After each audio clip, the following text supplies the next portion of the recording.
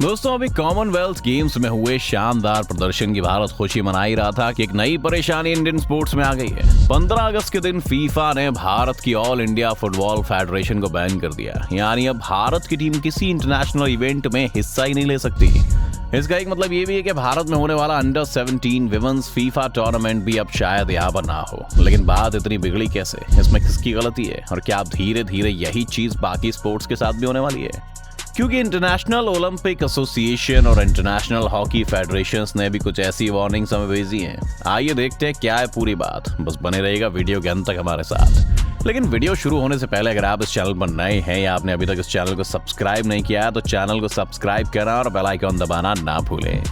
FIFA ने भारत को ban करते हुए 2 कारण बताए: थर्ड पार्टीज का इंटरफेरेंस और कोड ऑफ कंडक्ट का वायलेशन। इन सब की जड़ में एक आदमी है। ये है AIFF के पूर्व चीफ प्रफुल्ल पटेल, जो 12 साल तक उसके हेड रहे।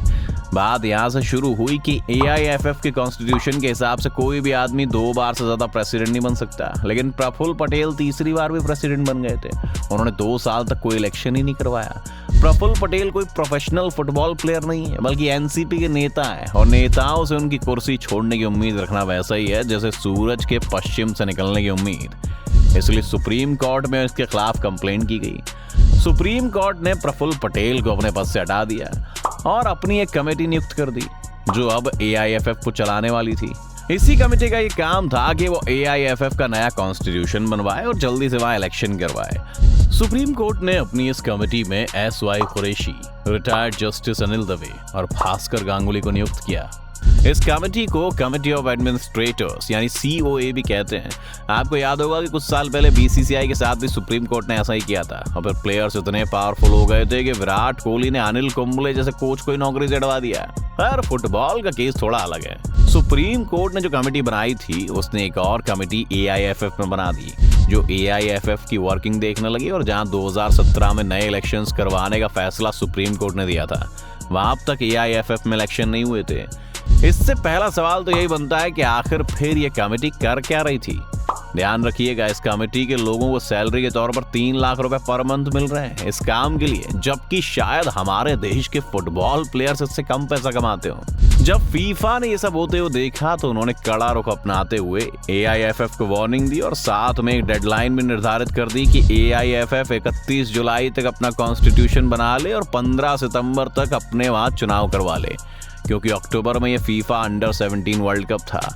इस कॉन्स्टिट्यूशन का जब पहला ड्राफ्ट प्रिपेयर किया गया तो कई सारी स्टेट एसोसिएशंस ने इसमें अपनी नाराजगी जाहिर की और चेंजेस की डिमांड की।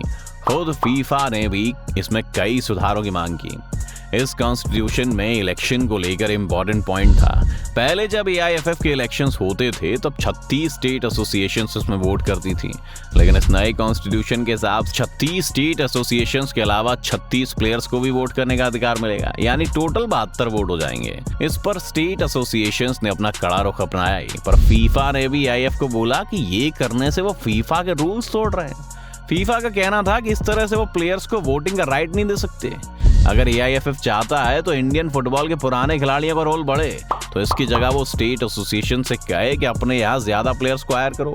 इसके बाद फीफा ने आखिर में ये बोला था कि अगर फिर भी AIFF चाहे तो ज्यादा से ज्यादा 25% वोट्स को रिटायर्ड खिलाड़ियों को दे सकता है। लेकिन AIFF और यह कमेटी तो अलग ही रास्ते पर चल रही थी।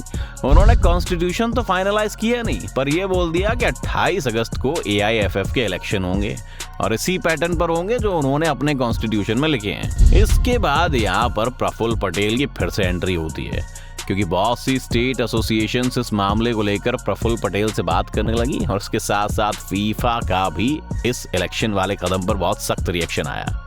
प्रफुल्ल पटेल से निपटने के लिए तो कमेटी ने सुप्रीम कोर्ट में उनकी शिकायत कर दी और सुप्रीम कोर्ट ने स्टेट एसोसिएशंस को फटकार लगाते हुए ये भी कह दिया कि किसी बाहर के आदमी से मिलने की जरूरत नहीं है। लेकिन फीफा कैसे इस इलेक्शन को होने दे सकता था? इसीलिए उन्होंने AIFF को ही बैन कर दिया। ये बैन सिर्फ भारत के अपमान की बात नहीं है, बल्कि ये वर्ल्ड कप भारत के लिए भी बहुत जरूरी था। आप जानते होंगे कि भारत अभी फीफा की रैंकिंग में बहुत नीचे है, जिस वजह से वो वर्ल्ड कप में क्वालिफाई नहीं कर पाता। लेकिन होस्ट कंट्री होने के कारण भारत को फीफा में एंट्री मिल रही थी।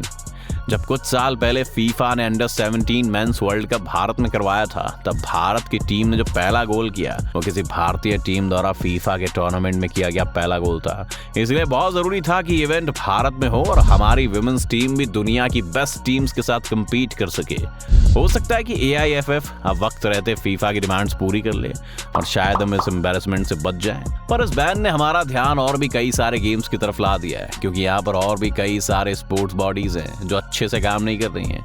इंटरनेशनल ओलंपिक एसोसिएशन ने भारत को वार्निंग दी है कि हमारे यहाँ 2 साल से इंडियन ओलंपिक एसोसिएशन में इलेक्शंस नहीं हुए हैं।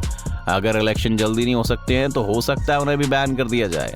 अगर ऐसा होता है तो इसका मतलब है कि भारत का कोई भी खिलाड़ी किसी ओलंपिक, एशियन या फिर कॉमनवेल्थ गेम्स में खेल नहीं पाएगा। इसके अलावा अगले साल भारत में हॉकी वर्ल्ड कप भी है और हमारी हॉकी फेडरेशन को भी इस तरह की कई वार्निंग्स मिल चुकी हैं। इंटरनेशनल हॉकी फेडरेशन ने भारत को चिट्ठी लिखकर कहा है कि इंडियन हॉकी फेडरेशन में जो एग्जीक्यूटिव्स की टीम है वो हमारे खुद के नेशनल स्पोर्ट कोड के मुताबिक वहां नहीं होने चाहिए थे, और अगर जल्दी हम नए इलेक्शंस नहीं करवाते हैं तो यहाँ भी हमें एक बड़ा सेटबैक देखने को मिल सकता है।